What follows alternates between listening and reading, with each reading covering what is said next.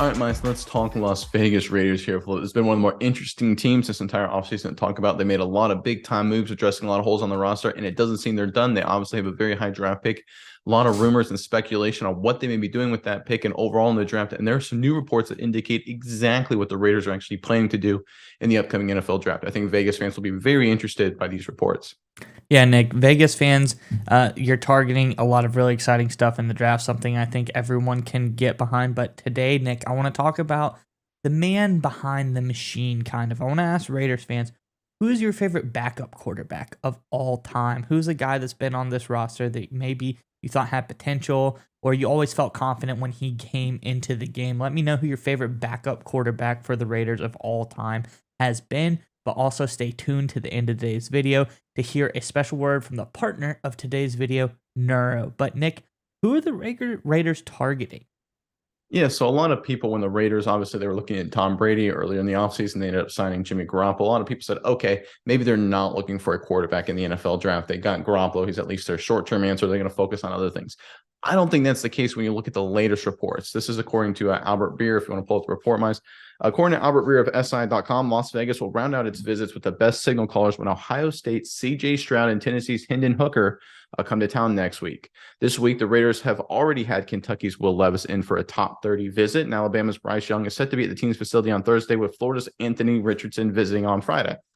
All right, Miles, for those of people who aren't familiar, teams have a limited number of players they can bring in for what they call a top 30 visit to the facilities.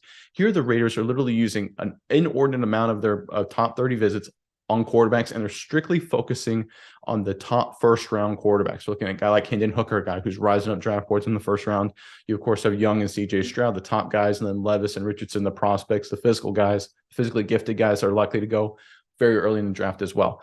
I think when you look at the Raiders, you don't use your top 30 picks on virtually every first-round quarterback if you're not going to draft a quarterback, right? I don't know if they're going to stay at number 7. I don't know if they're going to trade back and maybe try and pick up Hendon Hooker, or maybe they're going to try and trade up. But I don't think you spend so much of your valuable top 30 visits, because one thing people understand, it's not just one. If you're using them on all these quarterbacks, that means there are other players you're not using them on. You're not watching film with some of these younger guys. You're not getting to know some of these other younger players, some of these other prospects that you'd potentially be drafting, and that's really important for these guys when it comes to making decisions. So the fact that the Raiders, in my opinion, are focusing on these top 30 guys at the quarterback position means to me that they really, really want to, and in fact, are going to do everything they can to draft a quarterback in the first round this upcoming NFL draft. I think it's almost a done deal with all the resources they put in really researching, getting to know these young guys. Miles, give me your thoughts on everything with the Raiders and what they're going to do in the draft here at the quarterback position specifically. Yeah, Nick, I think it's a really smart move. And I think I love the report that you dug up here because showing you bring in 5, 6 quarterbacks in your top 30. You're obviously looking at a quarterback as an option. It just is a bevy of assets. As you say, you're limited in amount of guys you can talk to. Got to look at a quarterback. One guy that I think is really sneaky, and I like you say the trade back here. I like Hendon Hooker a little bit more than other people do. I think other people look into him so much and say, gimmicky Tennessee offense gave him the stats, et cetera, and they don't look into his game. This guy was an incredibly efficient passer. He has a really, really pretty deep ball. He can drop it in the breadbasket very easily.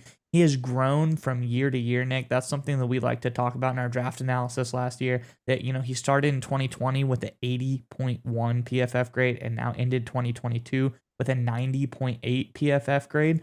So he's improved every single year. And he has legs when he's not injured. He has to be able to be accounted for as a runner. He's got some mobility, something that's very important in today's NFL. So I like Hooker. I think it's a guy, like you said, they could trade back and look for him because some of these other guys are kind of iffy as far as I think he's the best talent when you're not picking in like the top 3 kind of quarterback guys right there. I think he's the most intriguing one to me, Nick. So I like the Raiders move here. I like that they're bringing in all these guys and they're trying to figure out exactly who they want. Yeah, it almost seems to me with everything the Raiders have done is there's been all these rumors from people, all these pundits saying that, they could potentially trade up. I just got a feeling this is a trade back scenario for the Raiders because it makes sense, right? They have their short-term quarterback in Jimmy Garoppolo. They've got a talented roster. Really what they need is to get a bevy of young players to hopefully address some salary cap issues because we have a lot of veterans who are expensive, like Devontae Adams, for example. You're going to have to really backfill the roster with a lot of quality young guys. And it just seems to me that the Raiders are really evaluating what quarterbacks they think they can get at pick 12. or pick 14 or pick 11, whether they think a Richardson will fall there, or I agree with you. I think Hendon Hooker's the preferred guy in that range of the draft as well. Because it's not like the Raiders went out and for some of their top 30 visits, brought in some quarterbacks that would be like a third or fourth round guy, right? Because there are some teams that bring in a quarterback that it's obvious for when it comes to bringing in for a top 30 visit, they bring in a guy who's like, okay, this guy's going to be a backup or a long-term, maybe developmental guy. You see like Dallas will bring in like a Dugan from TCU or something like that, right? It's just not a guy they're expecting to be their franchise quarterback. Dallas is obviously very committed to Dak Prescott. So I think that the fact that the Raiders are focused so heavy on franchise caliber quarterbacks makes me really think that they're going after that in the draft. But I agree with you, Miles. I think they're trading back. This just screams a trade back to me. I think right now they're just trying to figure out what guy they want to target and where they can pick him up. That's what I'm seeing from these reports out of the Raiders camp. All right, Miles, we would like to give a special thanks to our partner in today's video, Neuro. That's right, Nick. And I want you to go with me on a journey really fast. I want you to imagine this. It's 4th and goal in the big game, Nick. Your team is relying on you to make the big-time game-winning play. I know you've been in this situation before, Nick. The stadium is roaring. The clock is ticking. The game is on the line. But if only in that moment you were able to have some Neuro Gum. Neuro Gum will help you stay concentrated, and it gives you a burst of energy without a nasty crash.